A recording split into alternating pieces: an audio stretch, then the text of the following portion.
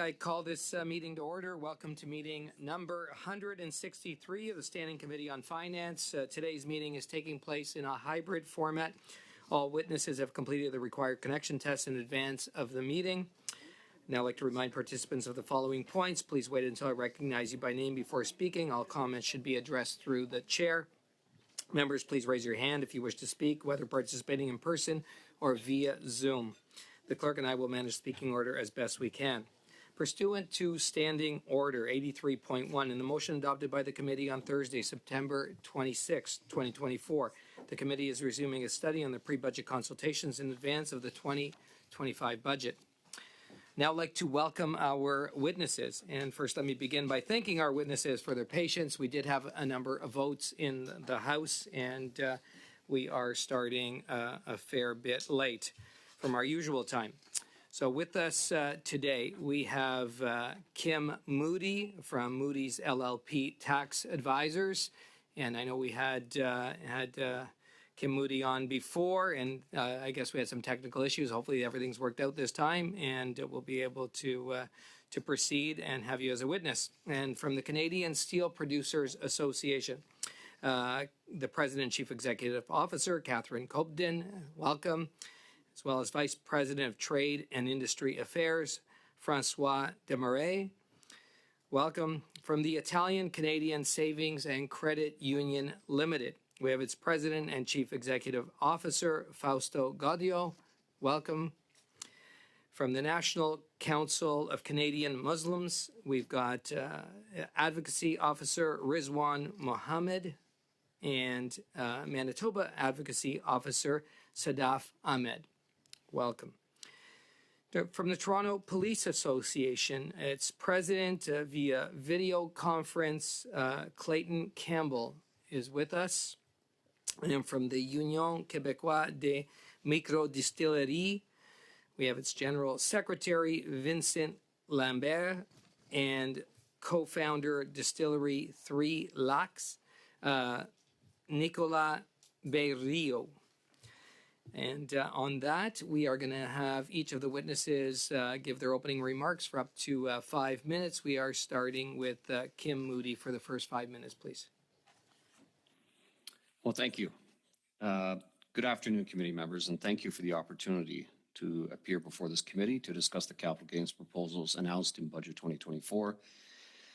My name is Kim Moody. I'm a fellow of the Chartered Professional Accountants of Alberta and founder of one of Canada's premier taxation and legal and accounting boutique advisory firms, Moody's Tax, Moody's Private Client. I have a very long history of serving the Canadian tax profession with a variety of significant leadership positions. I'm also a prolific writer and speaker on taxation matters, including writing a column on taxation for the Financial Post Weekly. I previously spoken to this committee on September 24th about these matters, and I submitted my opening remarks at that time. But unfortunately, as noted by the chair, my remarks are marred by technology challenges, and so I will just simply today update my remarks very briefly. So with that, my updated comments are as follows. Number one, the policy. One can have a healthy and respectful debate on how capital gains are taxed. Should they be preferentially taxed? In my opinion, yes, absolutely, like most countries around the world do. Prosperous countries realize that investors, including entrepreneurs, take significant risks that have extended long-term benefits to society and the economy. Thus, the concerns when Canada introduced complex proposals earlier this year to increase the capital gains inclusion rate effective June 25th, 24. And for those that continue to mindlessly bleed out the buck is a buck line in support of the proposals, well, I'll repeat the comments made by former Finance Minister Benson in 1969. He said the following. The government rejects the proposition that every increase in economic power, no matter what its source, should be treated the same for tax purposes.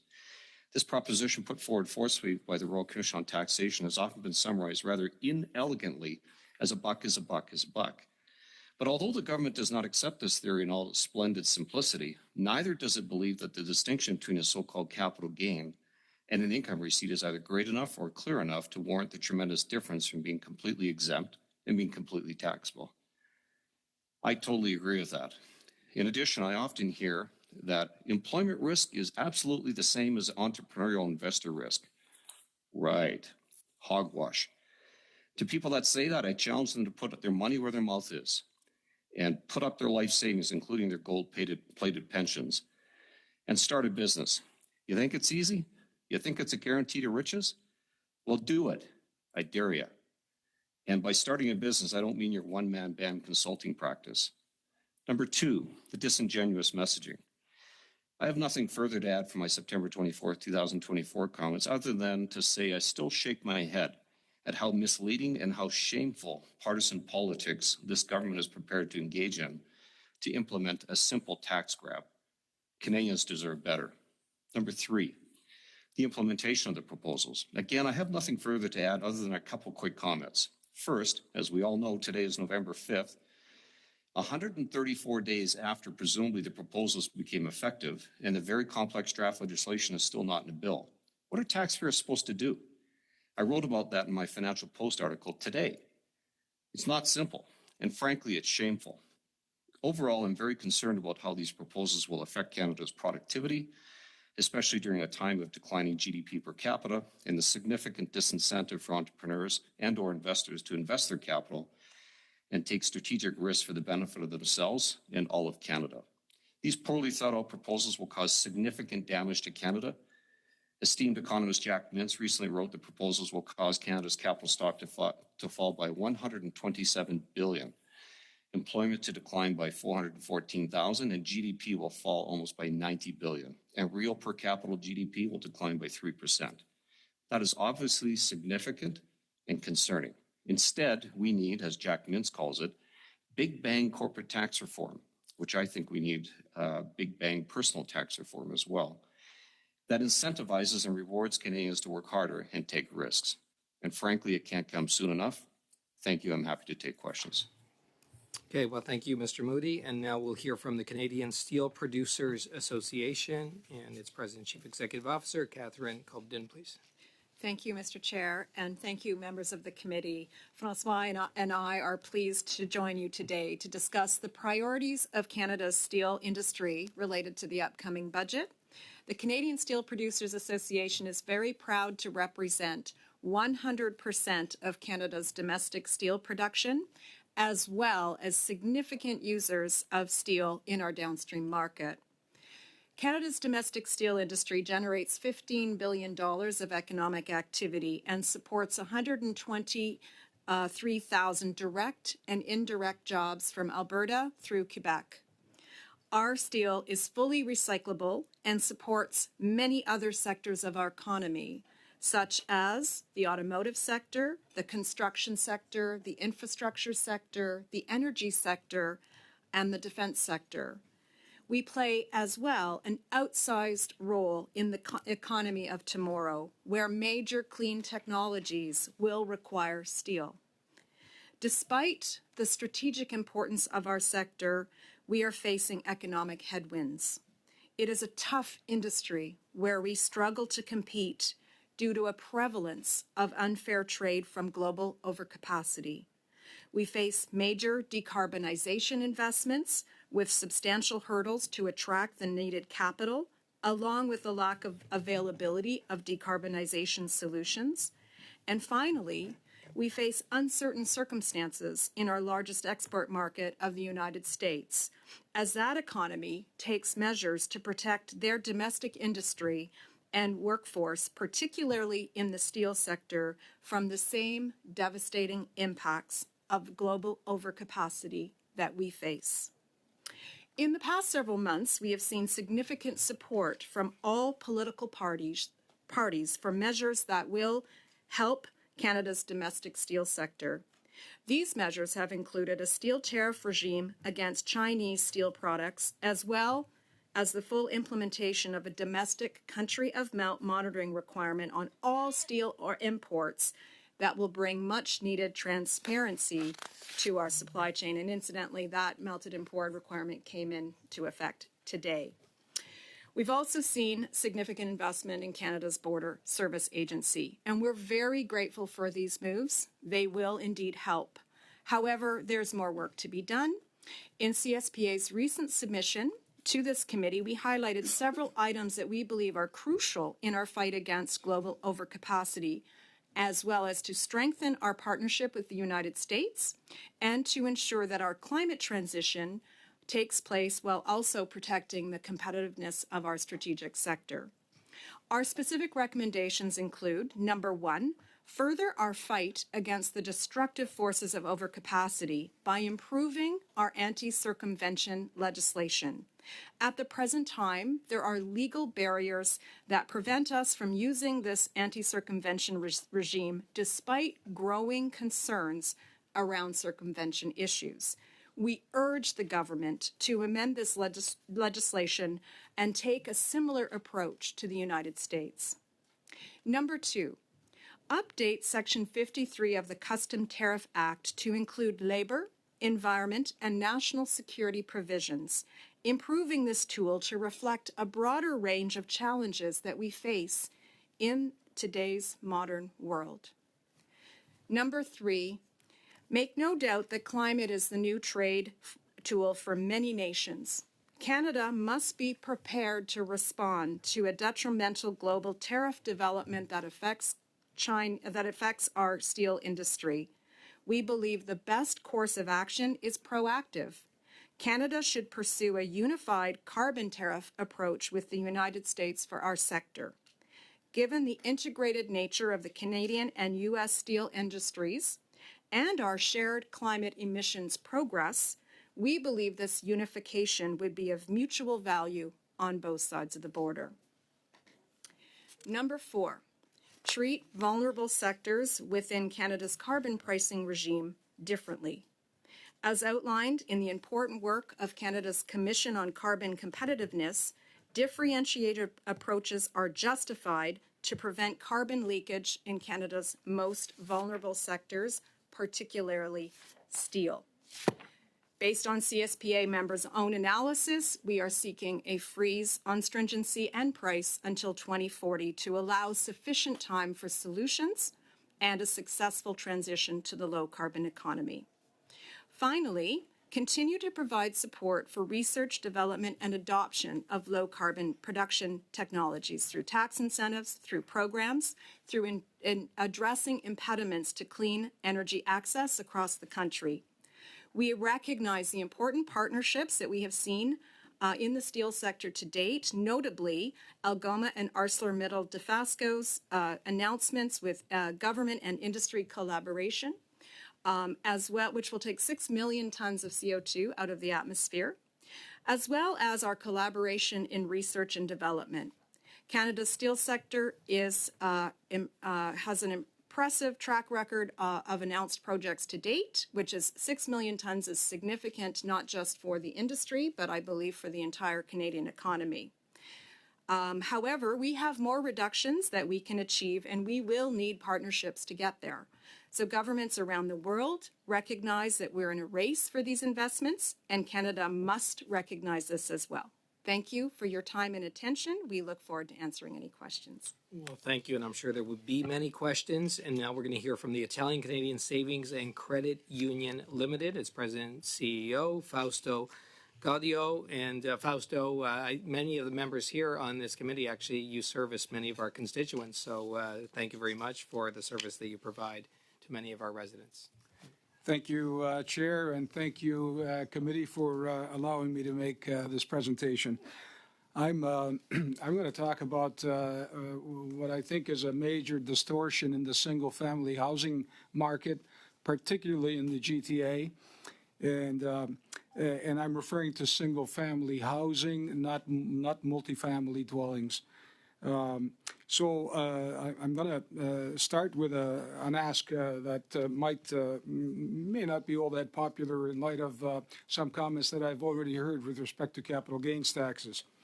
So I'm here to ask you to consider a punitive capital gains tax on speculative investments of non-principal residence single-family homes, if not held for a minimum period of 2 years. As CEO of Italian Canadian Savings and Credit Union, we're deeply rooted in the real estate development and construction sectors of the GTA. As mortgage lenders, we've seen increasing speculation in new high-rise condo builds such that by 2019, speculators accounted for up to 80% of unit purchases and possibly more. In its recent economic report, CIBC, the chief economist of CIBC, reported this number to be north of 70%. This trend, I maintain, had the result of shifting the demand curve upwards, as speculators have not historically dominated the market to this extent, and they have different interests. Families buy a home to hold and raise kids, and they're often financially stressed, while speculators look for short-term gains and often have more money than families. This shift resulted in housing becoming unaffordable for families. Additionally, this buying frenzy spilled over to other types of homes, including detached suburban homes. And private equity funds have been building portfolios of detached single-family homes to hold for capital gains. Families can't compete with the purchasing power of private equity funds. Speculators bet on short-term gain. The primary intent of these investors is to flip their purchase contracts. In normal markets, there are also investors that buy to hold. These are not the investors being referred to in this discussion. This hyper-demand increased developers' margins very substantially, and this is important to take note. By some accounts, margins increased to as much as $400,000 per unit. As the various sector partners took note of the developers' increased margins, contractors bid up their contracts. Labor negotiated for more, prices of building materials increased, and of course, municipalities demanded more. Rapid increases in interest rates in 2022 were very effective in taking the speculators out of the market. Urbanation, a real estate research and consulting firm specializing in condominiums, reports that there are currently 40,000 condo units for sale in the GTA, including unsold units in development, assignment of listings, and resale of listings on MLS. They report that it will likely take up to 50 months for the market to absorb these units based on current sales rates. A long-term strategy to return the single-family housing market to families is paramount for our social and economic well-being. If speculators or flippers return to dominate the market as interest rates moderate, families and first-time buyers will continue to be shut out of the market. Another significant effect will be a housing market that resembles a commodities market, whereby only people with money will invest and trade housing units as between themselves. There's already much evidence of that. This commoditization or financialization of the single-family housing market may also impact mortgage financing in the long term. The security of having a fixed-rate mortgage together with a long amortization period are traditionally intended to make it easier for average income earners to buy a home. Mortgage lenders have historically not questioned the risk associated with these features, as the value of real estate has traditionally been predictable. As the housing market becomes more like a commodities market, though, and therefore more volatile, the question becomes, should mortgage lending be more like commodities lending? Should mortgages look like margin loans, whereby, like commodities loans, the lender can call a loan if the value of the house drops? And as I'm sure you're aware, the federal government holds substantially all of the risk for residential mortgages through CMHC's securitization plans. In its Economic and Social Report dated May 2024, Stats Canada reported that it is not yet clear whether inflation in 2022 was driven by demand or by supply factors, and that rent paid for housing contributed significantly to high inflation in all 4 quarters of 2022.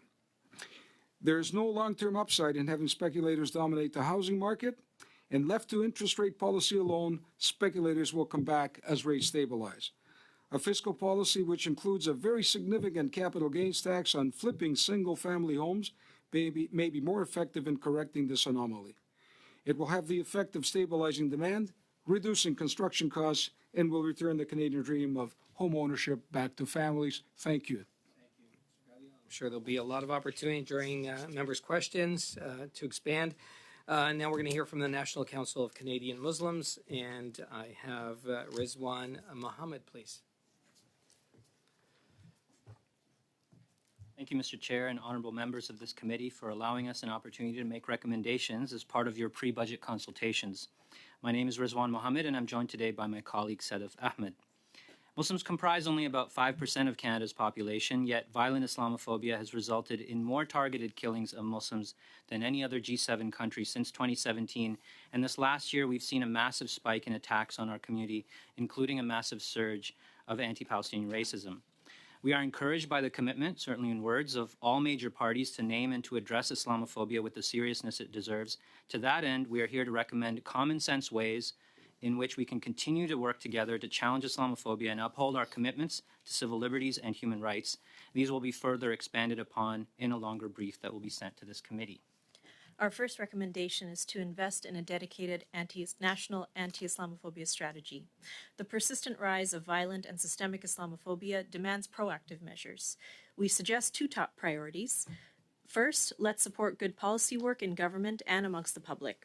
To that end, we recommend increased funding both to the Special Representative Office on Islamophobia as well as to the York University Islamophobia Research Hub, which is providing strategic, nonpartisan, and evidence-based approaches on challenging Islamophobia and certainly its intersections with anti-Palestinian racism.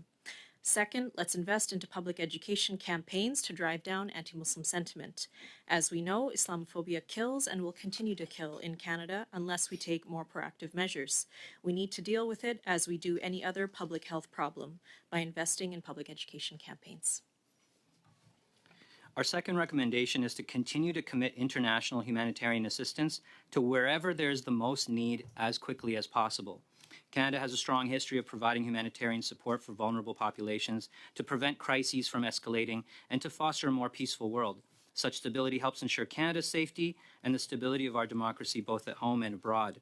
Budget 2024 proposed providing an additional $350 million over 2 years to Global Affairs Canada to enhance Canada's ability to respond to humanitarian crises around the world. We recommend that Canada actively review its position and consider increasing international humanitarian assistance by an additional $500 million to commit to wherever the need is greatest, from Sudan to Ukraine, but especially for people experiencing the most severe poverty and in need of the most medical support. Specifically, we recommend increasing Canada's support for UNRWA, given the humanitarian disaster affecting Gazan children, and UNRWA being the best placed organization to deliver that aid. Our third recommendation is to commit a budget line allocation to a new Canada Revenue Agency oversight body. Muslim charities have been unfairly surveilled in Canada. The government has admitted there was a potential problem and called for a review into how the CRA audits Muslim charities. In November 2022, the Taxpayers' Ombudsman expressed concerns to the Senate Committee on Human Rights that the review he was tasked with had major gaps because of a lack of access to the files his office needed to conduct a fulsome review. In 2023, the Senate Committee on Human Rights' report on Islamophobia found that within the CRA's Review and Analysis Division, or RAD, 3/4 of the decisions to revoke an organization's charitable status were directed at Muslim charities, despite Muslim charities representing less than 1% of all Canadian charities. We also recognize that there has been bipartisan recognition by the Liberals, Conservatives, and the NDP, and that there is systemic Islamophobia at the CRA, and that there needs to be action. Now, while we have long called for the RAD to be dismantled and we continue to make calls for urgent reform, we propose that a budget line be committed for the Department of Justice to introduce legislation that establishes an independent civilian body to review decisions of the CRA's RAD to provide timely decisions on appeals. The CRA, unlike CSIS, the RCMP, and the CBSA, lacks an appropriate oversight body as seen by the failure of the Taxpayers' Ombudsman's report, despite his best efforts.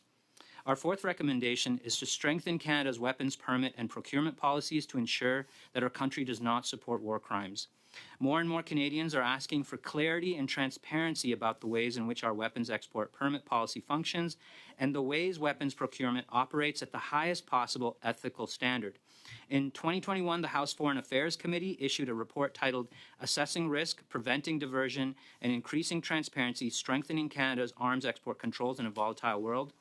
Given the recommendations of that report and the International Court of Justice's recent decisions and opinions and the need for all countries that support the international rules-based order to be in compliance with it, we recommend a specific line to boost transparency of Canada's weapons export permit and procurement rules to ensure that our government is in compliance with those rulings. Subject to your questions, these are our submissions. Well, thank you very much. And now we'll hear from the Toronto Police Association's President, Clayton Campbell, please. Good afternoon, Chair, Vice Chair, and members of the Standing Committee and legislative staff. Thank you for allowing me to take part in your pre-budget consultations. My name is Clayton Campbell, and I'm President of the Toronto Police Association. The TPA represents more than 8,000 members of the Toronto Police Service, including frontline police officers, special constables, criminal investigators, community response officers, and civilian members. Our police members cannot speak on matters publicly. They must remain impartial in the execution of their duties. And so today, I'm here to speak for them.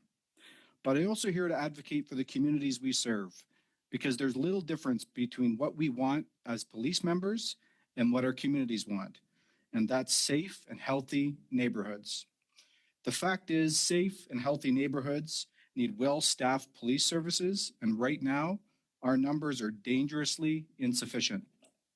Using Toronto as an example, our population has grown more than 20% since 2010, while the number of police officers have decreased by 2%. Over the same time, our percentage of the City of Toronto's budget has decreased by almost 3% since 2010. This deficit has a direct impact on when we deliver basic policing services to the public. We receive more than 2 million calls for service every year in Toronto, but our response times for the most urgent emergency calls are almost 18 minutes. That is unacceptable. There are simply not enough members to respond properly. Although our issues with recruitment and retention are directly tied to our battle with the City of Toronto and our Police Services Board refusing to pay our members what they deserve, we believe there's a role for the federal government. For instance, the 2025 budget could prioritize setting up a comprehensive strategy aimed at enhancing police recruitment nationwide.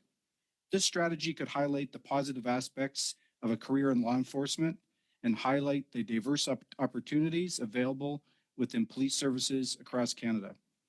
I would also be remiss if I did not mention the lack of police resources, only one contributing factor to our community's sense of well-being. This is in large part due to the increase in gun violence and the prevalence of repeat violent offenders out in custody on our streets. On gun violence, efforts must be focused on the criminal use of firearms. I am not aware of any evidence that gun bans are effective in reducing gun violence, and Toronto is a strong example of that. So far this year, we've experienced a 43% increase in shootings, and the number of gun-related homicides has grown by 67%. Our members have seized approximately 600 crime guns, and at least 85% of those can be traced to the United States. The federal government's gun regulations cost millions of dollars, but it's only a burden for lawful gun owners. In this budget, we would call for the federal government to end the handgun ban and the so-called buyback program, and redirect those resources to all police agencies, not just the RCMP and CBSA, to address the influx of illegally smuggled firearms. When it comes to bail reform, change is desperately needed. It is a daily occurrence for our members to arrest someone who's on bail. They're being released and released back into our community only moments after committing very violent offenses like carjackings and gun-related crimes. And so, as part of the budget, I am imploring the federal government to stop placating us with the system you think we need and give us the system we're asking for. At the very least, if you're not going to make the legislative changes needed, then invest in enforcement we need to keep tabs on those who have been released into our communities. In Toronto, we used to have robust bail compliance units. Without adequate funding to maintain these units, the responsibility falls to local divisions. And as I've already mentioned, they are just barely managing to provide basic policing services. In closing, there's no doubt you will receive thousands of recommendations during this period. And while no voice should be larger than the other, I think it's safe to say that our suggestions would be echoed by many other police services and associations across the country. Again, thank you for the invitation, and I welcome any questions you may have. Thank you. And now we're going to hear from the Union Québécoise des Microdistilleries and its General Secretary, Vincent Lambert, please. Merci beaucoup, Monsieur le Président. Thank you, Chair. Distinguished members of the committee, my name is Vincent Lambert. I'm the Secretary General of the Union Québécoise des Microdistilleries, the UQMD. I also represent Quebec as Director of the Canadian Craft Distillers Alliance, which represents over 300 Canadian distilleries. With me today is Nicolas Berriot, a member of the UQMD Board of Directors and co-founder of Distillerie Trois Lacs in the Salaberry. The 50 members generate more than 100 million in annual spirit sales, about 1/6 of Canada's total. We are trying to build the industry here and overseas. Last year, I had an opportunity to present our excise tax rights, and we bring together provincial associations in the Canadian craft distillery. It shows the unity in our sector. It's also with this national mandate that I'm speaking to you today. In recent years, a veritable craze has developed around Canadian craft, much in line with the rise of microbreweries. Despite this growth, our distilleries are facing increasing competition, especially from the U.S., making it more crucial than ever to review our taxation model. It's a striking contrast. The Canadian distilleries face an excise duty rate of 13.57 per liter of absolute alcohol, compared with just 98 in U.S. A bottle of Canadian spirits is therefore subject to around 4 in excise duty compared to 0.29 for a bottle in the USA. And this difference undermines the competitiveness of our spirits in the marketplace, making it extremely difficult for our distillers to grow and compete. If we take Quebec as an example, around 75% of the price of a bottle of spirits is absorbed by taxes and surcharges.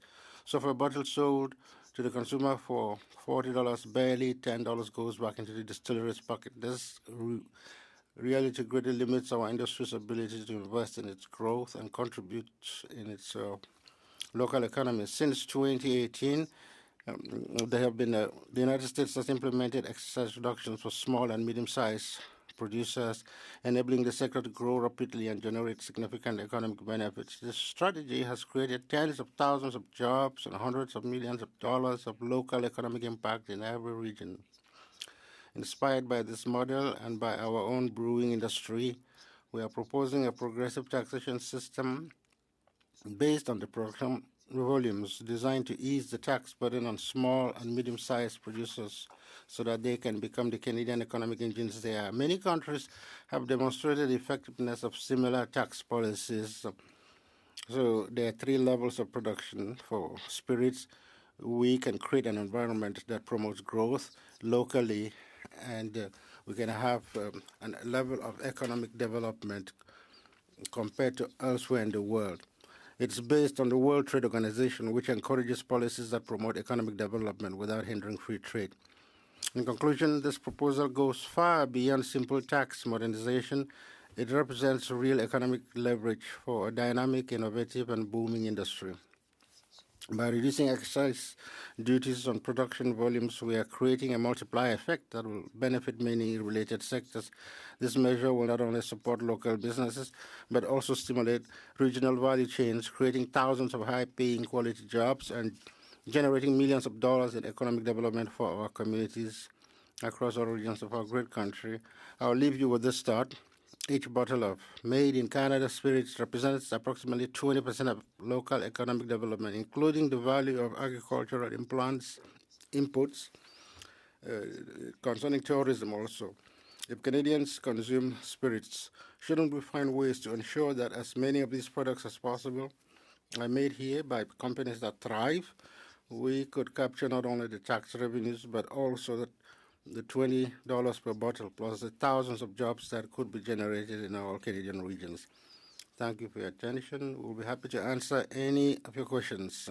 Thank you, Mr. Lambert. Thank you for your opening remarks. We are going to move to members' questions. Each party will have up to 6 minutes in this first round. We're starting with MP Kelly for the first 6 minutes. Okay, Mr. Moody, thanks for your remarks and for pointing out that successive Conservative and Liberal governments have rejected the simplicity of the buck is a buck quote from the Carter period, Carter Commission period. Can you, I want to take you back to remarks that you made earlier when you spoke about the capital gains tax being a proposal that blows a hole in the policy of integration, which has been a core principle of Canadian taxation for decades and decades, that would cause various distortions that are simply not good. This is partly because of the disconnection between, say, a small business owner with a private corporation and an individual who are not treated the same, with the small business owner not getting the $250,000 exemption. Can you comment on the distortions that this policy, as presented, creates? Sure, and thank you for the question. Yes, integration has been a long-standing core principle, and a good one for that matter, for decades in Canada. And it goes simply like this. From an investment perspective, people should be neutral as to where they place their investment dollars in a particular legal vehicle. In other words, if you invest your dollars individually, the tax result should ultimately be the same on the investment income that you receive on that, including capital gains. If you invest in a corporation, like a Canadian-controlled private corporation, a small business corporation, for example, if you realize investment income, the ultimate corporate tax and the tax on the dividend should roughly be the same compared to the individual. And now with the $250,000 threshold, where individuals get that annual 50% inclusion rate, but corporations who are apparently evil do not, they're taxed on a 2/3 inclusion rate from the first dollar. That incentivizes investors, smaller investors, of course, to invest personally as opposed to corporately. And that can cause a lot of distortions. For example, it might be better to invest in a corporation for a variety of reasons, to reinvest in a business, to creditor protect, et cetera. But now they're going to be incentivized, Canadians will be incentivized to invest personally.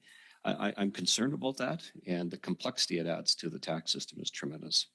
And will that positively or negatively impact the investment climate in Canada? We're in a productivity crisis with investment, an enormous investment deficit in Canada compared to the United States. Is this going to make that better or worse? I mean, overall worse. I mean, the integration is one thing, but just the increased rate and tax is another thing as well. So I think overall the answer to your question is it's very negative all the way around, including the complexity. You have to pay, clowns like me expensive amounts of money to interpret it, this legislation, and that's just not right. Yeah, high cost of compliance drives away investment and is a drag on productivity. Is that fair to say? Absolutely, yeah. Okay, I couldn't help but notice that, and I know you in your practice advise people about about where to allocate capital and how to minimize their taxes. It couldn't help but notice that Brookfield Asset Management, which is chaired by the Liberal leader's advisor, and the Liberal leader is, of course, the Prime Minister's advisor. His company has relocated from Canada to the United States. Is this just a really in-your-face example of Point of information, Mr. Chair. Point of order.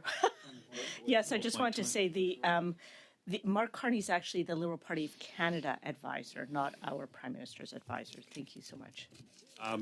Maybe I need to be clarified on this point of order then, so not to take from my time. Yeah. Could you clarify then, is the Prime Minister and the leader of the Liberal Party the same person then? Oh, okay, good. I'm glad we clarified that then. So, so Mark Carney is the advisor to Justin Trudeau, who is the Prime Minister of Canada and leader of the Liberal Party. We're all okay with that? Okay, good. Thank you. So the question then was whether or not this could be seen as a rather spectacular example of businesses choosing the tax domicile or the business location that's in the best interest of their shareholders. Well, if you want a quick comment, I mean, certainly I don't know the insights, but do I think it's a rather high-profile example of what I see in my practice day to day? Absolutely. I'm sure taxation has been a part of that overall equation. Obviously, I don't know, but I can tell you in the files that I deal with day in and day out, taxation in the last 9 years, and in particular the last 5, has been a significant factor for successful Canadians leaving Canada, and it's concerning. So that's capital flight, and this results, what are some of the consequences of this? Unemployment? Unemployment, loss of taxation revenues on the investment dollars that were otherwise placed in Canada, the business loss. It's just a shame. So you spoke about Dr. Mintz's projection on the how this will suppress the stock of capital, and how does that affect working people that rely on investment to give them the opportunity to earn better paychecks? Well, here's a real life example I'm working on right now, where there's a manufacturing outfit in Ontario that I'm working on to move to, of all places, Florida. And could be a loss of 225 jobs because of that. And is taxation, high taxation, a significant factor for that? Absolutely it is. There's other reasons, but taxation is towards the top of the list. Thank you. We're at 6 minutes.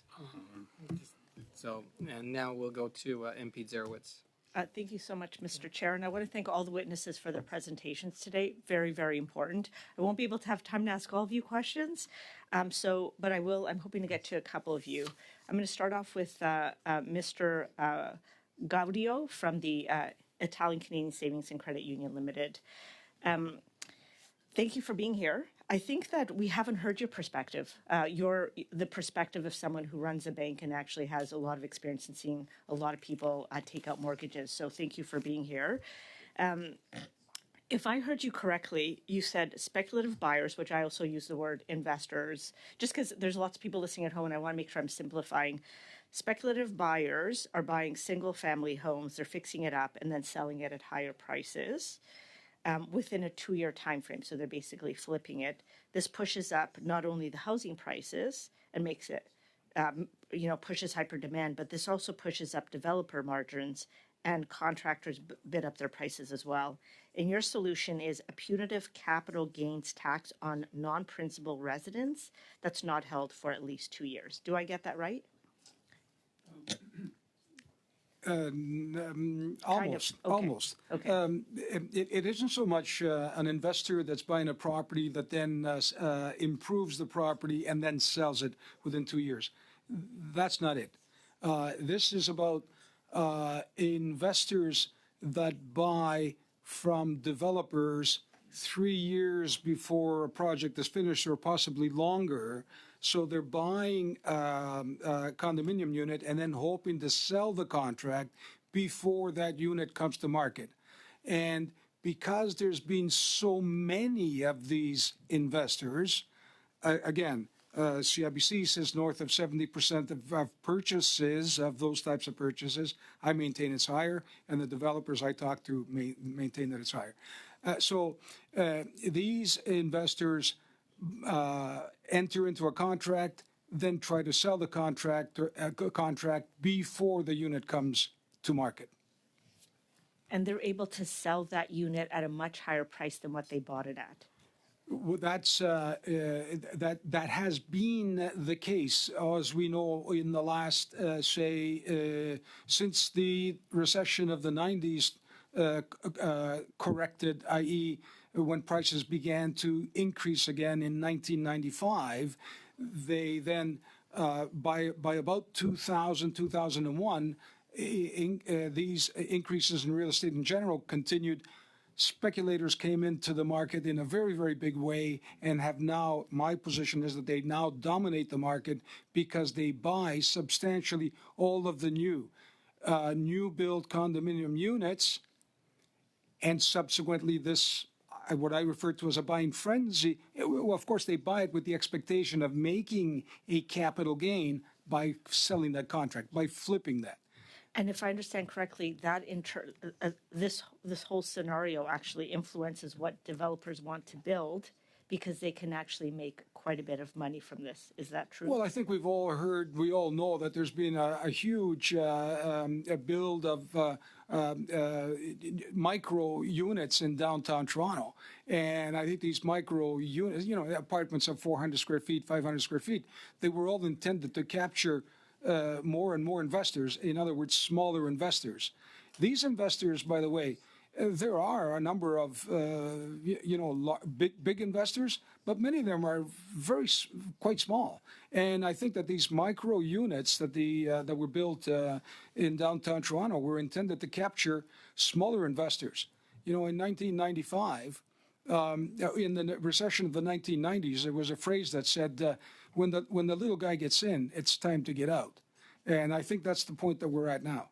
And when you say your solution is so when you've been mentioning punitive capital gains tax on non-principal residents not held, what do you mean by non-principal residents, just for those that might be listening? Meaning that it isn't somebody that buys a unit because they intend to live in it or that they live in it. I mean, it's just a unit that they hold, that they invest. It's not a multiple family. It's not a triplex. It's not a multiplex. It's just a single family unit. Okay, thank you. And maybe if I can, I'm going to turn my attention to the to the Canadian Steel Producers Association. We talk a lot about productivity. We talk a lot about competition. And if we're looking at global competitiveness, we know that the EU, and depending on who wins in the US, depending on how it turns out today, they'll likely have in place a cross-border adjustment. This impacts our trade with two of our biggest trading partners in the world. So from your perspective, how do we remain competitive if our products will be subject to high tariffs for not keeping up with the standard of greening our products and greening our economy? Yeah, thank you very much for the question. In fact, global benchmarking demonstrates that Canadian steel is amongst the greenest in the world. So it's not that we haven't kept up, it's that we may still continue to allow for trade with nations that don't have the same requirements and may practice unfair trade. But specifically, I did ask in one of my recommendations for the government to consider carbon tariffs. A CBAM that you're referring to, the Carbon Border Adjustment, is a very specific type of carbon tariff. So we not only suggest that we should be very serious about that, to your point, it is a potential threat, so we don't want to be caught off guard, that we should proactively prepare for it. But furthermore, that we should do that in collaboration with our largest trading partner, the United States. You rightly point out that the U.S. is doing the investigative work to prepare carbon tariffs on steel in particular. And our view is that won't be a function of who's in the administration. We think in either outcomes of tonight's election, carbon tariffs will very much be a trade tool that the U.S. will contemplate. Thank you. Thank you. Go to MP Madame de Bellefoy, please. Merci beaucoup. Thank you, Chair. I would like to thank you for your testimony. My question will be for Mr. Lambert. Mr. Lambert, you said earlier, I believe maybe my colleagues didn't hear, you represent the Union Québécoise de Microdistillerie, but you are also a spokesperson for the Canadian micro distillers. Yes. So could you repeat the name of the Canadian micro distillery? There are 300 craft distilleries in Canada, and the CCDA brings together all the provincial organizations in that sector. Now, could you give us some more detail on the differences in treatment from the Canadian federal government compared to the government of the United States? and maybe tell us what you propose as a tax system that could boost the competitivity on the American market. In the United States, there are two levels of production.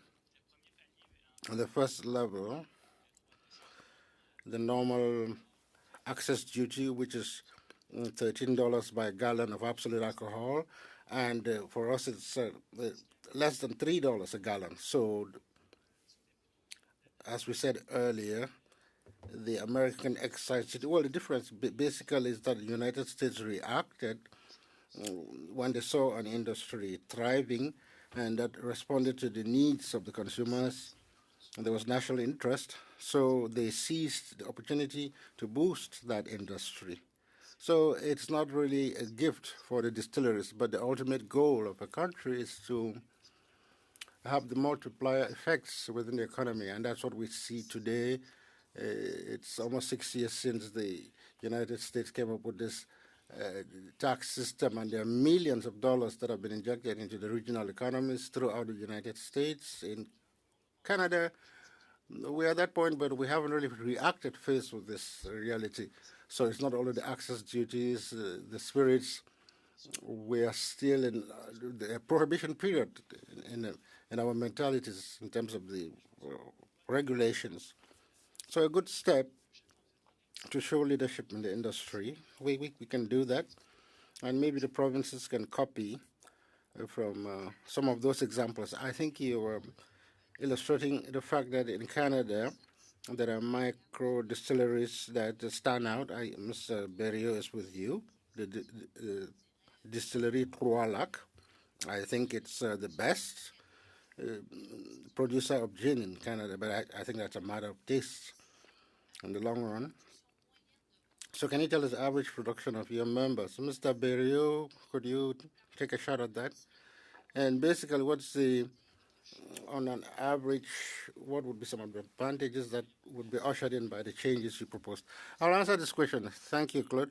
We won the gold medal in several Canadian and international competitions. Now, according to there's about 60% of Canadian distilleries that would be in the first level of taxation, and this would represent an annual reduction by distillery of about $150 million Canadian dollars. That's a substantial amount of money for those distilleries, and this would allow us to really inject some oxygen into an industry that really requires this. And we have taxation rates that go back to the Prohibition era. So we've not had similar tax advantages as for wines and other industries. In recent years, there have been 4 increases in duties over the past few years. And these reductions will help us to remain competitive within Canada against international products, and we will be able to boost our solvency and be better able to attack the American and European markets. We can develop new technologies and try to remain competitive, innovative, while having increased tourism in our region. You said this earlier, somewhat, Mr. Berrio, at the beginning. You said all areas used to have micro breweries. Now we are talking about micro distilleries, and there have been some tax reductions, and there's been an impact on these industries. So what would you propose that would concretely strengthen the financial position of your members? You're saying these tax reductions will provide a great advantages to the micro distilleries. We're not talking about huge amounts of money. We're not talking about groups like DJIO, which are international commercial groups. We're talking about small and medium-sized industries that want to take advantage of some of the same levels of support from the federal government as the breweries received recently. Yes, the aim is really to boost the small and medium-sized industries. They are the economic engines. They are the basis of our model of economy. Canada is behind. Canada is only 7% of spirits that are made here, that are consumed here. So if we compare with any other food industry, we are very much below the normal threshold. So we're just trying to increase competitiveness. So thank you. Davies, please, for the next 6 minutes. Thank you, Mr. Chair. Thank you to all the witnesses for being here today. To the National Council of Canadian Muslims, in 1949, the United Nations Relief and Works Agency, or UNRWA, was established to provide direct humanitarian relief and development for Palestinian refugees. It is funded almost entirely by voluntary contributions from UN member states, including Canada. Can you describe the impact of UNRWA's work on Palestinians living in Gaza and the West Bank today?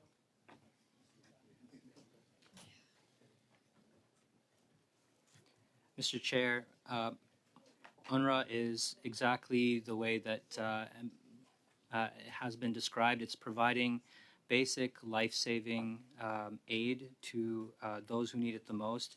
We support providing international humanitarian assistance to everybody that needs it, but in particular today, Palestinian civilians in Gaza, especially Palestinian children who are not only caught in the violence that's ongoing, but who are suffering a polio epidemic and are dying from things like malnutrition. UNRWA is helping there. We support Canada to get aid to those children using the most effective means available as quickly as possible to save their lives. And we don't think that children should suffer punishment because of the political conflict going on around them. And that's why we support Canada to increase aid to those who need it most, not just Muslims, but Muslims and non-Muslim, all people who have the greatest need for this.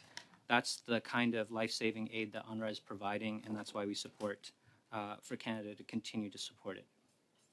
Now, there are some, including some people in this Parliament, who have called for UNRWA to be defunded.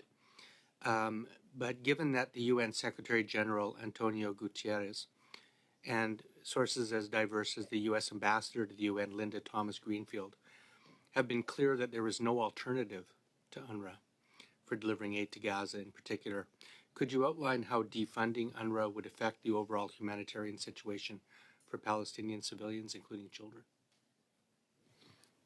Mr. Chair, that question highlights recognizing that UNRWA is the largest UN agency and has the most capacity to effectively deliver life-saving aid. If it was defunded, it would be an incredible disaster like we've never seen. We've been disgusted by seeing the attacks on UNRWA that have been coming from various sectors. UNRWA runs hospitals. They provide water and food to people that have been suffering from violence and displacement for over a year. And defunding UNRWA, we think, would be unreasonable as a response to concerns about it. It would be as unreasonable as, if I can use an analogy,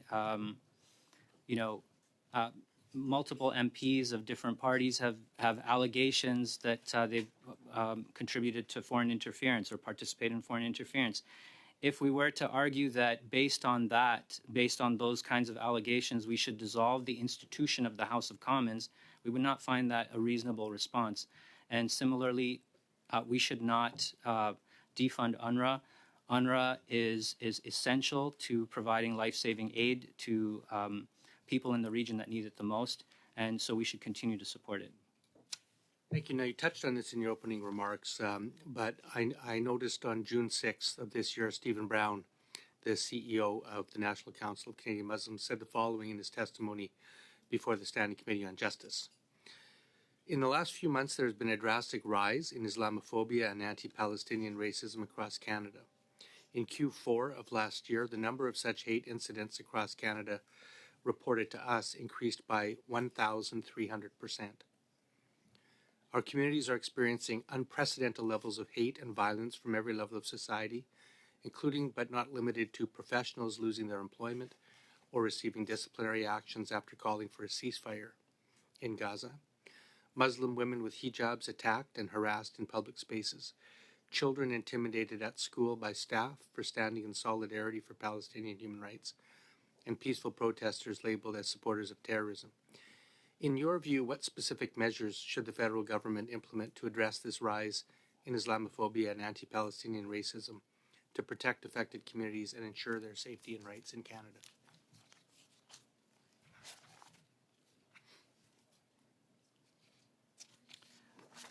Mr. Chair, those remarks by our CEO are currently relevant today, and that's why we are recommending that because of the unabating urgency of Islamophobia in Canada, and what we need to see is a rigorous and empirical understanding of how and why Canada is burdened with these kinds of challenges.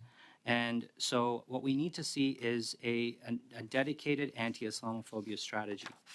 That strategy, as we mentioned, should include investing in a research hub that can provide scholars an opportunity to work together and collaborate to produce evidence, the evidence basis for the kinds of policy changes that we need to see to address these concerns. And we need to continue to support an office to combat Islamophobia. Now, B'nai B'rith came to this committee and they talked about the rising anti-Semitism that I think we're all aware of in this country. We've heard your testimony today and of Mr. Brown, and I think we're seeing today outbreaks of tension between Sikhs and Hindus in places as diverse as Ontario and British Columbia. I'm just wondering, what advice would you give this committee, and how can we prepare a budget that can allocate funding in an effective way to ensure that we can promote peaceful dialogue and respect for human rights in Canada?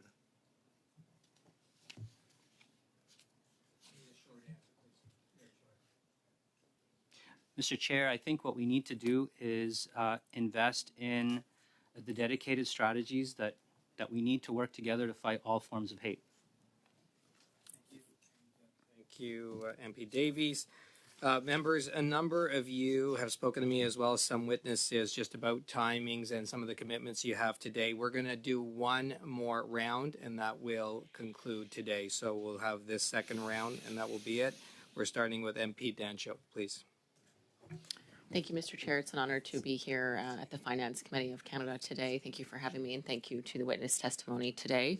I have a number of questions for Mr. Clayton Campbell. Mr. Clayton, thank you for coming to the committee, and thank you for your opening testimony. Mr. Campbell, of course, you are the Police Association President of Canada's largest police union of over 8,000 members, correct?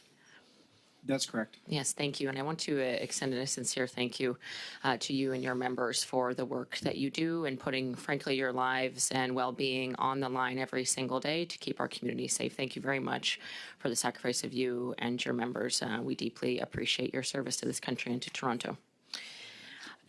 Recently, your police union put out a number of concerning statistics, notably a 45% increase in shootings and a 62% increase in gun-related homicides just in the last year alone in Toronto. Is that correct? Yeah, that's correct. Thank you. Thank you, Mr. Campbell. And recently, we've also learned that the Liberal government updated numbers is showing that currently, the government's plan to confiscate lawfully owned firearms from the legal gun owner community is costing upwards of $75 million thus far, and yet not a single firearm has been purchased from a lawful owner. And in fact, no impact has been had, of course, on the criminals and illegal gun trade that's going on. Can you comment on what the Toronto Police Service would do with $75 million to combat gun violence? $75 million would go a long ways. And I do want to comment that in Toronto, we're seeing that 85% of the firearms that are seized, and we seized 600 this past year, are from the U.S. We completely feel that the current gun ban buyback program has zero impact on crime in the city of Toronto, that it focuses on legal gun owners and not on the criminals committing offenses.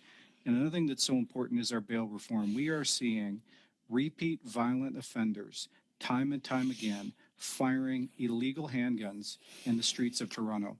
It's absolutely ridiculous, and we've called upon the federal government time and time again to implement stricter bail for repeat violent offenders, and we're asking that again today.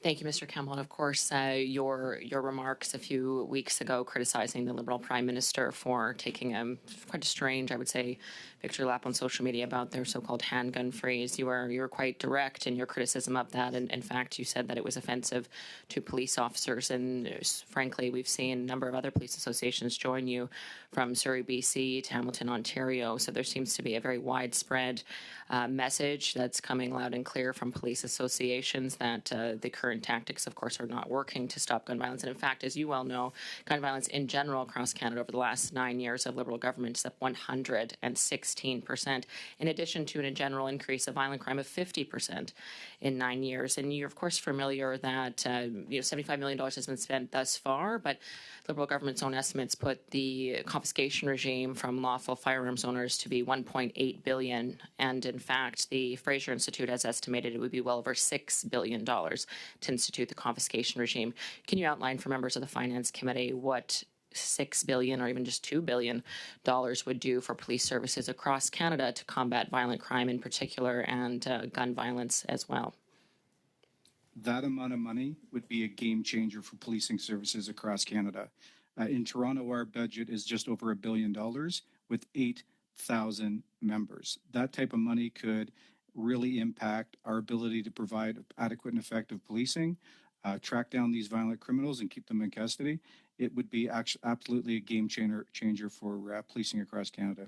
Thank you. And as you've outlined, the vast majority of crime guns that you have seized are traced to the United States. And so can you just outline again the impact that is having on the safety of Toronto? It's literally a daily occurrence. We have hundreds of shootings a day doesn't go by that we don't have, unfortunately, a firearm offense in Toronto. I go to community meetings all the time. Our citizens are scared. They're scared to go out in the street. We're seeing violent offenses all the time. And the biggest problem, again, is it's repeat offenders. We continually arrest these people. They're back out on the streets in a matter of days at times, committing offenses again. Yes, thank you for outlining that. Of course, we know bail was made the default, in essence, by Bill C-75 a few years ago, a Liberal bill, and it's having obviously very far-reaching consequences in this country. And just to conclude, Mr. Campbell, of course, as you outlined that the crime guns, the majority are coming from the United States, I'm sure you would support more robust security measures at our border to stop those crime guns from coming into Toronto. Is that correct? Absolutely. When we're having 85% of these firearms seized, the illegal firearms seized coming from the United States, we completely support more resources at the border to prevent them from coming across and causing chaos in our city. Thank you. To MP Sorbara, please. Thank you, Mr. Chair, and I want to say good afternoon and welcome to all the witnesses this afternoon. Thank you for your individual testimonies on your respective organizations. To the Toronto Police Association, welcome, sir. I will say, and I'll say this on the record, that a sibling of mine is a 25-year veteran of a police force in Canada, and I'm proud of his service, and our family's proud of his service, and we always pray that he and all frontline officers that serve the public go home to their respective families. First question I have is it's Colin, correct? It's Clayton. Clayton, sorry, excuse me. Clayton, who determines the police budget in terms of approval of budgets, hiring, and so forth on an annual basis? So it's the Police Services Board. That's a makeup of 4 appointees from the City of Toronto and 3 from the Province of Ontario. So the budget and the hiring of police officers is determined by the municipal government and the provincial government. So my understanding is the City of Toronto, the police force, has not kept up to the population in Toronto. Is that correct? That's absolutely correct. We're seeing our numbers are less than they were in 2010, with a population increase of 20%. I've often heard that you're maybe 700 police officers short. Is that an accurate number? Yeah, our chief of police at the last Police Services Board meeting quoted 1,400 using the POP to COP ratio, so it's a lot of officers. Okay, so we got to get that on the record. So funding coming from the province and the city determines your size of police force. And I know in the area I have the privilege of representing, York Region, they just had a Police Services Board meeting. They approved a substantial increase on police officers. Now, moving on, CBSA, we know that under the prior government, the number of FTEs, and I'm going to get this on the record, the number of FTEs, full-time equivalents, for the Canadian Border Services Association went from 14,833 in 2011-2012 down to 13,774 when we assumed office. So under the prior Conservative government, over 1,000 CBSA officers, FTEs equivalents, were let go, not rehired through attrition. I want to get that on the record because we have invested substantial sums into the CBSA, while the Conservatives, like they would do, is cut. That is a factual number, and you can look it up. Secondly, you mentioned bail. Clayton, please tell me who is responsible for the administration of the bail system in Ontario. Well, I think it's multi-leveled. I think Bill C-75 is Yes, really Clayton, but yes. it's multi-level. But in your introductory remarks and your comments to Ms. Dancho, you never mentioned it was multi-level. Bill C-48, the bail reform bill that we passed, was unanimously passed by all parties, supported by all provinces. But in your testimony, you never mentioned, you just said federal government. You never mentioned the province. You never mentioned the JPs and the Crown prosecutors are appointed by the province. You never mentioned the jails are run by the province. You never mentioned the reverse onus provision. You never mentioned the jails are full. You never mentioned that a gentleman was killed in a detention center in the city of Toronto awaiting trial. And the conditions, and judges have stated they won't send individuals that should be not allowed to be on bail to these detention centers run by the province of Ontario. You didn't mention any of that stuff. And you threw it on our lap. When you know, I can say that the current government in the province of Ontario is the most pro-police, pro-public safety government that I've seen in my lifetime. I know there was a list of recommendations that were just sent to the federal government to consider in regards to bail. I can only speak to what I'm seeing on the ground with my members who can't come here and speak. I can speak on their behalf, and something needs to be done because the violence is out of control, and we need to keep these repeat violent offenders in custody. I would like to get on the record, Chair, in my remaining time, thanks to the efforts by York Region Police Services and all the frontline officers, and I fully support providing the police all the tools they need. And I know that city councilors across York Region are. Gun offenses, weapons violations in the city of Vaughan today are down 23%. Sexual violations year to date are down almost 30%. Theft of motor vehicles in the city of Vaughan are down 31%. Now I'm reading the statistics from York Region Police. Break and enters residential are down 6%. Break and enter commercial are down 11%. Robbery is down 18%. In the city of Vaughan, going back to 2017, homicides have always ranged from 2 to 6. The most heinous of crimes, homicides, have gone from 2 to 6. We're at 5 this year. Unfortunately, there's been some occurrences, but never more, never less. And our population has increased from about 300,000 to 350,000. An incredibly safe city, an incredibly safe region. Yes, bad things happen. The police need their tools, and we can always do better. I want to give my shout out to the York Region Police for all the work they do to keep the residents in Vaughan and across York Region safe. Thank you, MP Sarbara. Thank you very much. Okay, that's the time. And now we go to MP Saint-Marie, please. No, Madame de Bellefeuille. Sorry, Madame de Merci, Thank you, Chair. We are having a lot of fun here at the Finance Committee. Mr. Lambert, if I told you you have a minute and a half to convince the Parliamentary Secretary or the Minister of Finance, Madame Belle Danielle, that in the next economic statement or the next budget, we must have this to make sure that the industry continues developing and continues to thrive. Thank you for your question. I would give the floor to my colleague to answer. Thank you, Claude. Thank you, Madam Bendayan. First of all, I would like to say the spirit industry in Canada, the 300 members are passionate about their industry to begin with. Currently, they lack oxygen because of the heavy taxation rates. And I would go back to the fact that compared to the United States, it's 1,300% more than that Canadian spirits are taxed here. So this makes our micro distilleries uncompetitive both on our local market and on the international market. At the local market, we cannot develop as much as we would like new technologies to boost our productivity. On the international markets, year after year, we are not able to generate the liquidity to develop and explore new markets. We are struggling to survive within our industry. So, and I can come back to the fact that 90% of spirits consumed in Canada are not produced by local businesses. There's a huge gap in terms of today's realities. Why? Because we are not able to maintain our competitive edge. The costs are very high because of internal taxation. So tax deductions, that could be a simple measure that can be quickly implemented to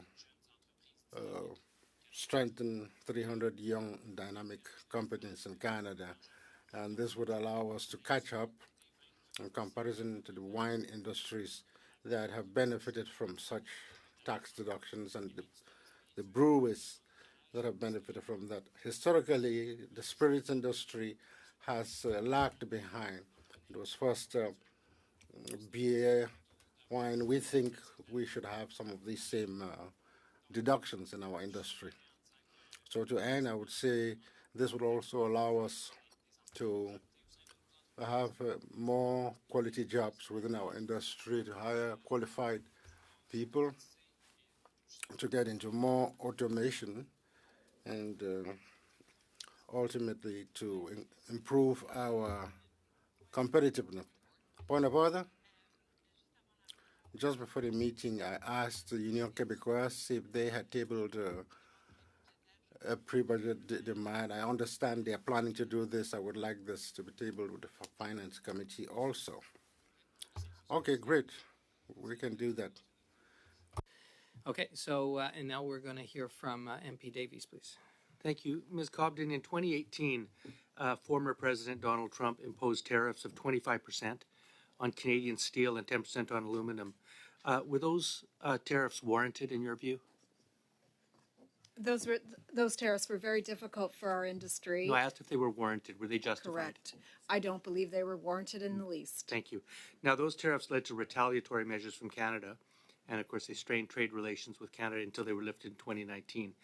Now, in 2020, a WTO panel found that the U.S.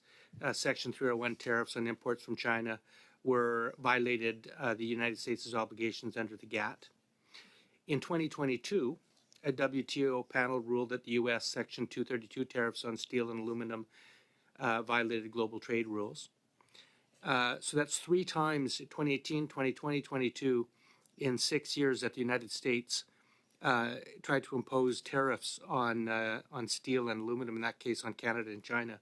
And all 3 times they were ruled illegal. Yet you have said that I think you want to integrate our position, and I think your organization has called for a 25% tariff on all melted and poured Chinese steel entering Canada. I'm just curious, obviously we don't want to get into a trade war.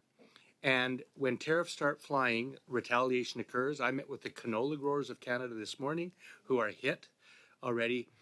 How can we, shouldn't we adopt a procedure where if people think that there's dumping or violations of trade rules, that they go to the WTO and make their case first, instead of imposing tariffs that I can tell you in the last 6 years, the United States has done every 2 years illegally and, caused all sorts of economic disruption, including to Canada. What's your view on that? So thank you very much for the question, and I must confess that we are absolutely standing with the canola growers on the devastating impact of China's activities. The steel sector, too, understands the direct implications of what Chinese unfair activities do on jobs in this country. And so we stand with them. So I'm very glad that you're meeting with them. That's point number 1. Point number 2 is that, we see that devastating impact that I'm describing must be addressed. We have the first point of order would be, I guess, the first point would be going to use the trade remedy system. The Canadian steel industry, at great expense, has taken case after case after case against China, and yet their imports into our country continue to grow and continue to put our jobs at risk. This is a devastating situation. We are losing market share, and we felt those tariffs were very important to address it, which is why we were so happy that your leader was supportive of Your our case is tariffs. successful? Our cases are absolutely successful, but what was necessary, that they were not fast enough. As you can hear, we've actually seen China grow even despite the cases and effectively take out our market share. And we need to level the playing field, and we needed to urgently respond. So there were two factors, not just alignment with the United States, but also protecting our domestic jobs and our domestic industry. Thank you. I'm sorry I don't have more MP. time to give you an answer. Yeah, and thank you, MP Davies. And now we're going to MP Chambers. Thank you very much, Mr. Chair. Just to confirm, I've not been promoted, even though I'm a little bit closer to you. So I'm still usually at the end of the table. Thank you for all the witnesses and your testimony. Appreciate you being here.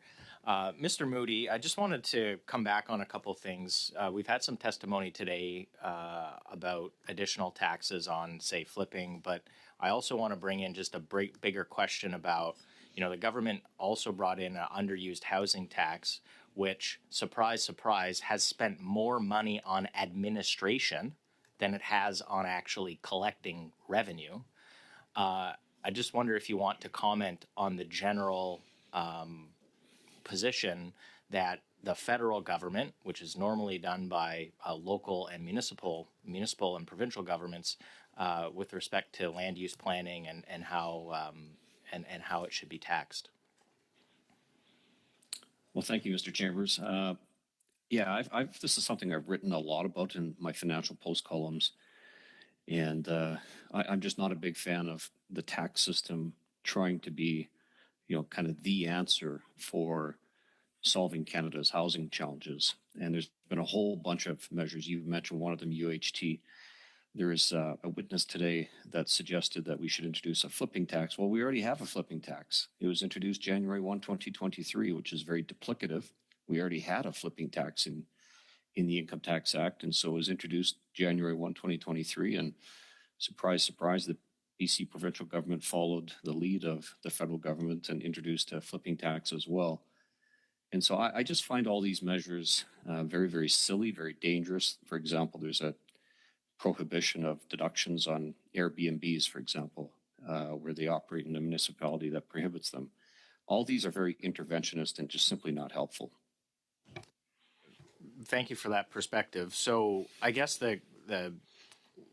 in your view, if there's already taxes imposed on particular activity, an additional tax, duplicative tax, doesn't necessarily drive the behavioral response that people are expecting, mostly because there's, for example, already a tax in place. Is that one of the reasons why you're not supportive of it?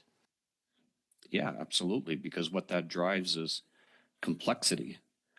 The Income Tax Act is by far the most complex and most voluminous statute that we have in Canada.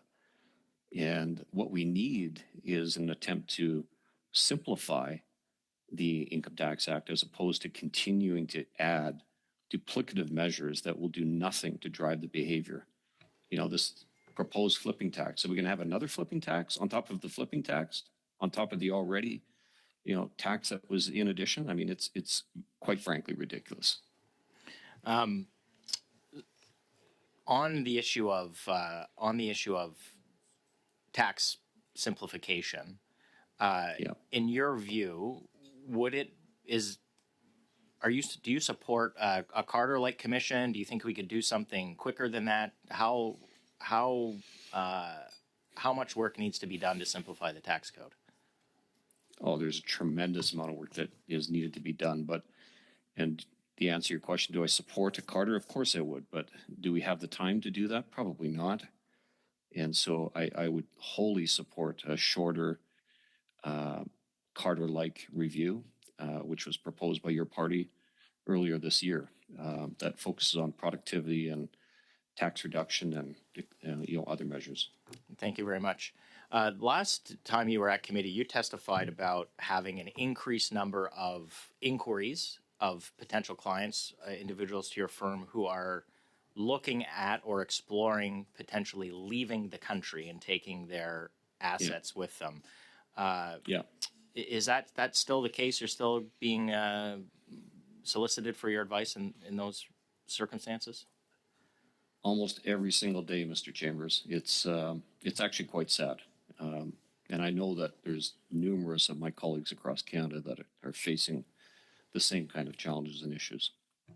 And these are individuals with obviously financial means or a significant amount of assets that could take those assets or income and move it to a more favorable jurisdiction. Is that basically the premise of what they're seeking to do?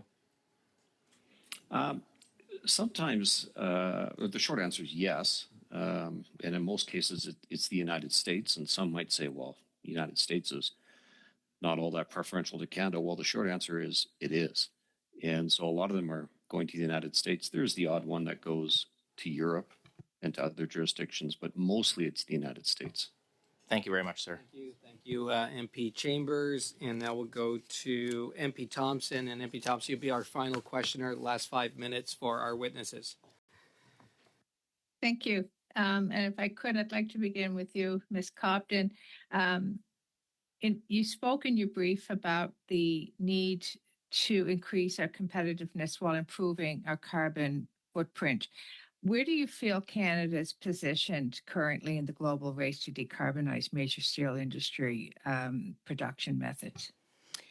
Yes, actually, I know with some degree of certainty that we're doing very well in this race, but I'm worried about the future. So, again, I spoke to the 6 million tons of CO2 emissions. I think that's global leadership in action. Here in Canada in the steel industry, brought in large part by the relationship, the partnership between the industry, the provincial and federal government. But we have further work to do, and the significant challenges we face, they're very significant, and we are going to have to work hard to get the next set of investments in the country. Thank you. And actually, to that point, I appreciate the emphasis you put on the steel industry to decarbonize production and work towards net zero emissions. And it's the financial supports. Could you speak to the ones that currently exist to support the industry to further decarbonize and what you'd like to see as we move into the next couple of years? Yeah, so there's an array of programs that support the steel industry and tax credits. They support the heavy industrial sector for sure, not just the steel sector. So those are certainly helpful. The challenge we're now facing is the impact of the uncertainty of the carbon pricing regime, which falls off a cliff after 2030. Nobody has any idea what's going to happen to carbon pricing at that point, as well as the increase in carbon pricing year over year at $15 a ton every year. So those are remaining barriers. So despite the array of supports for investment, we're now facing a different challenge in terms of attracting investment to the steel sector. Thank you. And if I could switch and to you, Mr. Mohammed. You mentioned in your opening statement, or you referenced the need to do more in public education. Would you speak to that, and even more specifically across the country, what it is as government we can do and how we can begin to engage, I think, provinces and territories and municipalities, so there really is cohesiveness around how we really work intentionally to build safer communities and really expand our understanding of tolerance. Mr. Chair, thank you for this question. The urgency of combating Islamophobia in Canada calls for public education and awareness campaigns, and to that end, we're asking that any comprehensive national anti-Islamophobia strategy include public education. We're seeing very little public education campaigning coming from the Government of Canada around Islamophobia in particular. But if we want to look at models that could give us some glimpses of how this could work, we would recommend looking at Toronto for All. We would also consider looking at how London's new anti-hate education pilot was developed as well in consultation with diverse communities.